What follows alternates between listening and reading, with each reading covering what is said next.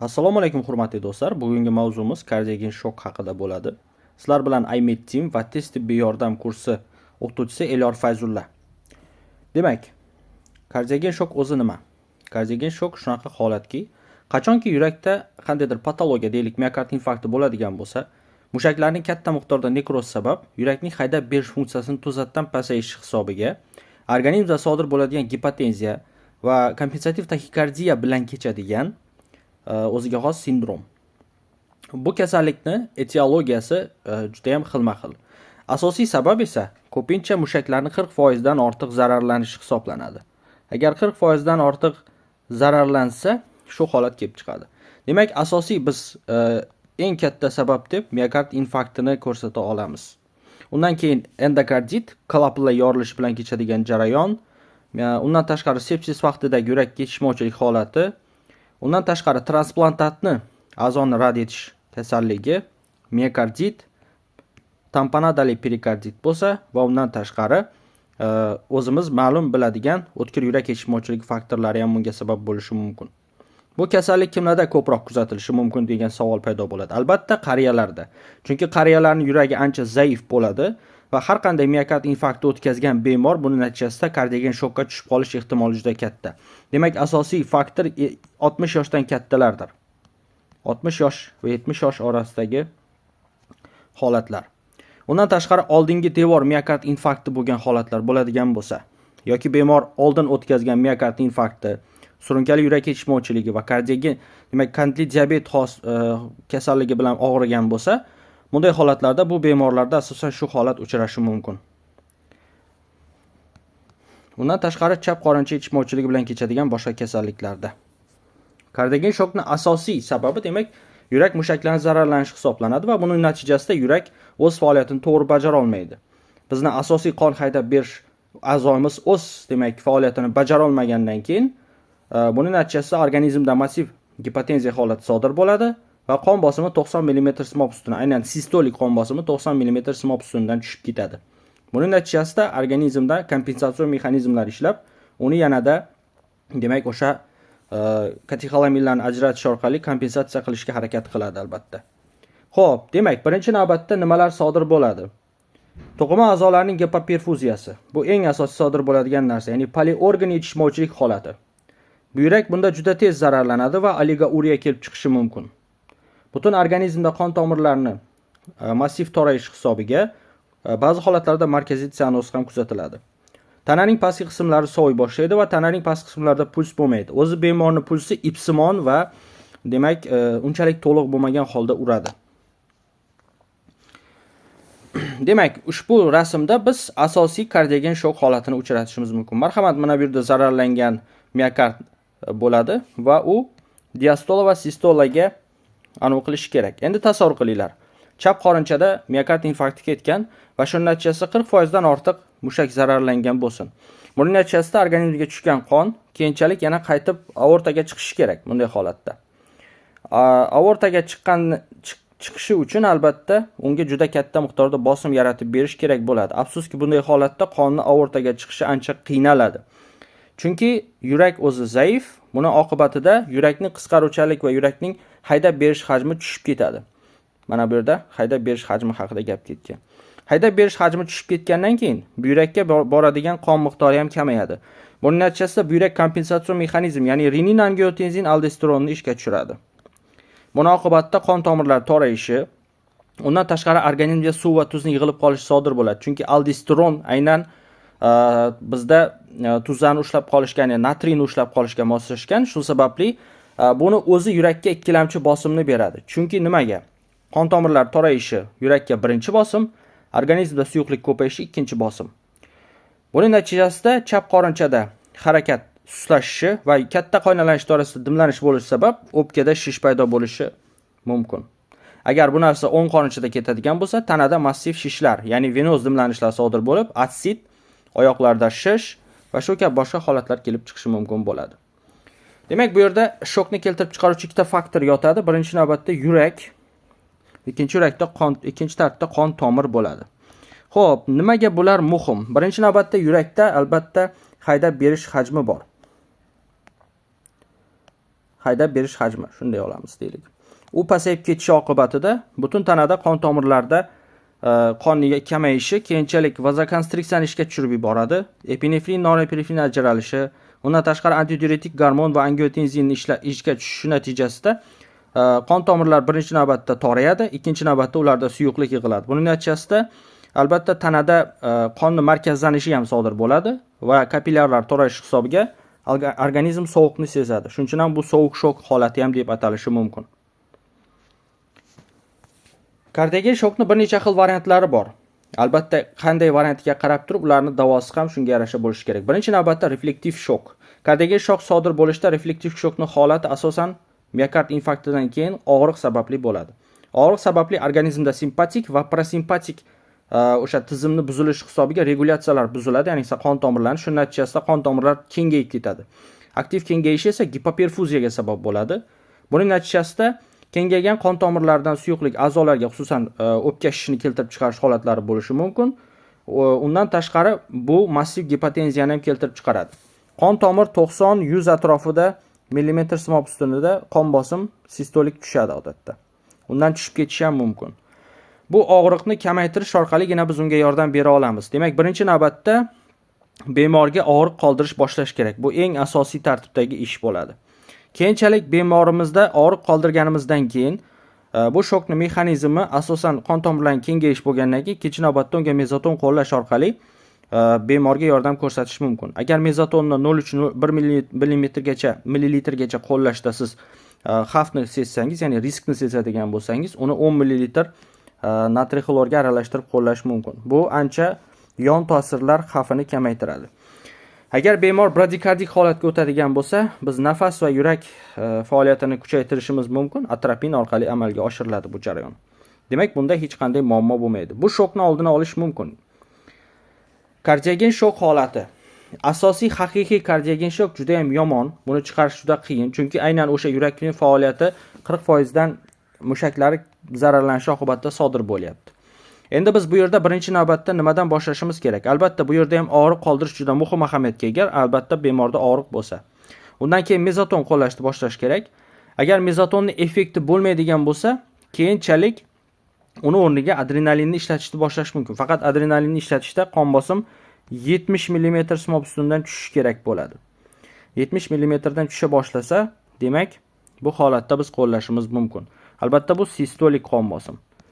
O'zi ko'pincha shok holatlarida faqat sistolik qon bosimgina eshitilib qoladi ba'zi vaqtlar, ya'ni diastolik qon bosimini eshitib bo'lmaydi. Reaktiv formasi bor. Reaktiv formasida bemorda asosan javob bermaydi davolashga. Buning natijasida bemorda tezda o'lim holati sodir bo'ladi. Ya'ni biz beradigan preparatlar doim effektsiz. Demak, bu formasi eng xavfli formasi hisoblanadi. Aritmik formasida bemorda asosan turli xildagi aritmiyalar sodir bo'lish bilan kechadi. Xususan supraventrikulyar taxikardiya, qorinchalar fibrillatsiyasi yoki qorinchalar taxikardiyasini o'zi bilan kechishi mumkin. Bu jarayonlarni eng yomon tarafi bularni o'zi ham qon bosim pasayishi bilan kechadi. Ya'ni har qanday aritmiyada ko'pincha qon bosim tusha boshlaydi. Ayniqsa mana shu aytib o'tganlarimda. Chunki bunday aritmiyalar yurakni samarasiz qisqarishiga olib keladi. Ham yurakni o'zida ishemiya jarayoni kuchayib boradi, ham qon bosimni parallel ravishda tushib ketishi kuzatiladi. Demak, klinik kartinasi. Bu yerda ham biz oldin aytib o'tganimizdek Algover shok indeksini qo'llashimiz mumkin. Birinchi navbatda bemorning qon bosimi 90 mm simob ustundan tusha boshlaydi. Puls bosimi pasayadi. Puls bosimini aniqlash uchun bilamiz, sistolikdan diastolikni ayirishimiz kerak. Normal holatda qon bosimda puls bosimi masalan 120 ga 80 bo'ladigan bo'lsa 40 ga teng. Demak, 40 ga teng bo'ladigan bo'lsa bu normal. Ammo shok holatida sistolik tushgani hisobiga masalan diastolik ikkalasi orasidagi farq kamayadi, masalan 20 ga. Bu o'zi anormal holat. Demak, puls bosimini yaqinlashishi mana shu oqibatda bo'ladi. Puls bosimi orasi kamayib ketadi, ya'ni diastolik va sistolik. Bu degani yurakni siqib chiqarish hajmi juda ham yomon. Unga keladigan bosim o'zgarmagan holda saqlanishi yoki kamayishi mumkin, lekin yurak hajmini siqib chiqarib bera olmayapti degan. Buning natijasida yurak qisqarishlar soni ham albatta parallel ravishda ko'tarila boradi. Bemorda kislorod yetishmovchiligi hisobiga organizmda kompensatsion hansirash paydo bo'ladi. Bemorning qon tomirlari torayganligi, Kapillyarlarni aniqsa tanasida tashqi kapillyarlar torayganligi hisobiga bemorda rangparlik va sianoz kuzatilishi mumkin. Sianoz asosan venoz dimlanishdan keyin bo'ladi. Bemorda marmar teri, ya'ni terisi oqargan, yaltiragan holatda bo'lishi mumkin. Sovuq bo'ladi albatta, chunki tanada isitish funksiyasi, ya'ni kapillyarlar torayganligi hisobiga isitish funksiyasi yomon. Bemorning es hushi buziladi, chunki qon bosimi tushishi hisobiga markaziy nerv sistemasi zararlanadi. Bemorda buyrak faoliyati susayishi hisobiga oligoriya sodir bo'lishi mumkin. Yurakni qisqarish hajmi yomon. Yurakni o'zi qisqaruvchanligi pasaygani sayin bemorlarda yurak to'llari bo'g'iqlasha boradi. Va bemorda katta qonlanish doirasida dimlanish hisobiga o'pka shishi bo'ladi. Undan tashqari bo'yin venalari kengayishi ham sodir bo'ladi. Bunday bemorlarni bo'yin venalari keng bo'ladi. Agar 45 gradusda yotqizadigan bo'lsak bemorni, bu juda ham aniq ko'rinadi. Demak, bemorni bunday vaziyatda 45 gradusda yotqizib ko'rish tavsiya qilinadi. 45 gradus burchak ostida bu bemorni, demak, bo'yin venalari keng, bo'rtgan, ko'mko'k bo'lib ko'rinib turadi. Differensial diagnostika qilishda birinchi navbatda boshqa shoklardan differensiatsiya qilib olishimiz kerak. Albatta klinik simptomatikasiga ko'ra. Tasavvur qilamiz, anafilaktik shok bo'ladigan bo'lsa, bu bemorda toshmalar va boshqa holatlar kuzatilishi kerak. Kardiogen shok bo'ladigan bo'lsa, EKGda asosan infarkt alomatlari ko'rinadi. Gemoragik travmatik shokni anamnezida gemoragiya yoki travma bo'lishi zarur bo'ladi. Septik shokda asosan isitma chiqadi. Demak, bu holatlardan bilib olishimiz mumkin. Bularning har biri o'ziga xos bo'lgan simptomatikaga ega. Aritmiyalardan ajratib olish asosan juda qiyin, chunki aynan miokard infarktidan keyin kelib chiqqan aritmiyada ham infarkt oldin ko'rinmaydi. Demak, bu bizning eng asosiy xavf guruhlarimizdan biri. Bunday holatda aritmiyani davolash kerak. Albatta biz buni keyingi darslarimizda to'la aytib o'tamiz. Demak, statsionar sharoitda biz shoklarni qanday davolashimiz kerak aslida? Demak, asosiy davolash olib boradigan narsamiz kardiotoniklardir, ya'ni dofamin va dabutamindir. 2 dan 10 mikrogram kilogram minutiga jo'natiladigan dofamin odatda o'sha shok holatini oldini olishda yordam berishi mumkin. Afsuski, tez tibbiy yordam sharoitida bizda suyuqliklar va bu preparatlarni ishlatishga imkonimiz yo'q. Shu sabab biz oldin aytib o'tganimizdek, qon bosimini ko'tarish uchun odatda qo'llashimiz mumkin bo'lgan narsa bu mezaton 1-2 ml, adrenalin agar juda tushib ketadigan holat bo'lsa, undan ham 1 ml vena yoki mushak orasiga jo'natish mumkin bo'ladi. Mezatonni yoki o'zini yoki demak qo'llashimiz mumkin natriy xlorid bilan. Buni ham natriy xlorid bilan qo'llash tavsiya qilinadi asosan, chunki yon ta'sirlari juda ko'p. Adrenalinning asosiy yon ta'siri bu supraventrikulyar taxikardiyalardir yoki fibrillatsiyalar bo'lishi mumkin. Bo'lmachalar fibrillatsiyasi bo'ladigan holatda bu juda ham yomon holat aslida. Demak, keysaga to'xtalib o'tadigan bo'lsak, taqdimot 58 yoshli Mark ismli erkak 2 soat oldin boshlangan chap qo'l va jag'ga tarqaladigan kuchli ko'krak og'rig'i bilan tez yordam bo'limiga olib kelingan. Anamnezda gipertoniya va giperlipidemiya bor. Bemorda ko'krak qafasida ezilganday og'riqni ta'riflaydi. Nafas qisishi, terlash, zaiflik hissi bor. Hayotiy belgilari qon bosimi 85 ga 60. Yurak qisqarishlar soni 110 ta. Nafas 28 ta tezlashgan, kislorod tushib ketyapti, e'tibor bergan bo'lsanglar 90 ga. Bu degani bemorga birinchi navbatda kislorod beramiz degani. Kisloroddan boshlaymiz terapiyani. Keyingi navbatda qon bosimiga e'tibor bering. Agar puls bosimini hisoblaydigan bo'lsangiz, puls bosimi 25 ga tushgan. Bu degani bemorda o'zi anormal holat, yurak qisqaruvchanlik soni kamayib ketyapti degani. Bemorda bo'yin venalari kengayishi bor. Bu degani asosan o'ng qorinchaga bosim yoki bo'lmasa o'pka gipertenziyasi ketyapti degani. Demak, bemorda o'pkada xirillash ham kuzatilishi kerak. Auskultatsiyada bibaziliar, ya'ni pastki asosda xirillashlar kuzatilayotgani ko'ringan. EKGda ST elevatsiyasi bilan kechyapti. Demak, bu holatda qanday yordam bera olamiz? Birinchi navbatda bemorning qon bosimini ko'tarish terapiyadan boshlash kerak. Albatta bu yerda aspirinni ham unutmang. Aspirin 250 mg dan qo'llang. Bemorning infarktiga ham yordam ko'rsatib o'tib ketish kerak. Qon bosimini oldin ko'taring. Demak, mezaton bilan boshlash kerak. Keyinchalik agar yordam bermasa adrenalin. Bemorni shu orada plus nitroglitserin bilan ozgina bo'lsa ham demak yuragidagi holatni kamaytirib ketish mumkin bo'ladi. Nitroglitserinning yaxshi taraflaridan biri bu o'pka gipertenziyasiga ham yordam beradi. Ya'ni bemorni barcha qonni pastki venalarga yig'ish orqali o'ng qorinchaga tushadigan bosimni kamaytirib beradi. Bu juda ham qulay holat. Bemorning qon bosimi past bo'lgan vaqtida bemorga geparin qo'llash mumkin, ammo ko'tarilib ketish ehtimoli bo'lganligi uchun bu yerda hozircha sporniy vaziyatda qoladi, ya'ni bahsli. Demak, bizning asosiy yutug'imiz nima bo'ladi? Bemorni gospitalizatsiyagacha qon bosimini 90 dan baland qilib olib borish asosiy yutuq.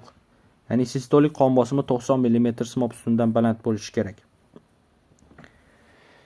Keyingi bemorimiz surunkali yurak yetishmovchiligi o'tkazgan bemorimiz ekan. Ya'ni unda doimo kasallik bor demak. Joan ayol kishi 3 kun ichida kuchaygan nafas qisilish va oyoqlarda shish bilan kelyapti. Oyoqlarda shish bor. Demak, o'ng qorincha bilan ham muammosi bor. Tinch holatda nafas olish qiyin, ortopnoy holatida bo'ladi. Demak, bu yurak yetishmovchiligi asosiy holati. Paroksizmal tungi nafas qisilishi. Bu ham surunkali yurak yetishmovchiligi holati hisoblanadi, chunki paroksizmal nafas qisilish bu tunda bemor turib o'sha o'pkasidagi shish hisobiga yaxshi nafas ola olmay, qattiq yo'talish holatlari bilan kechadigan jarayon. Qon bosimiga keladigan bo'lsak, bu yerda qon bosimi yaxshi. Saturatsiyasi past lekin bemorda sianotik holat bor, periferik pulsar zaif, ekstremitalar sovuq, ikki tomonlama xirillash, gepatomegaliya atsit bor. Demak, bemorimizga yordam ko'rsatish masalasida asosan furosemiddan qo'llash tavsiya qilaman. Nimaga?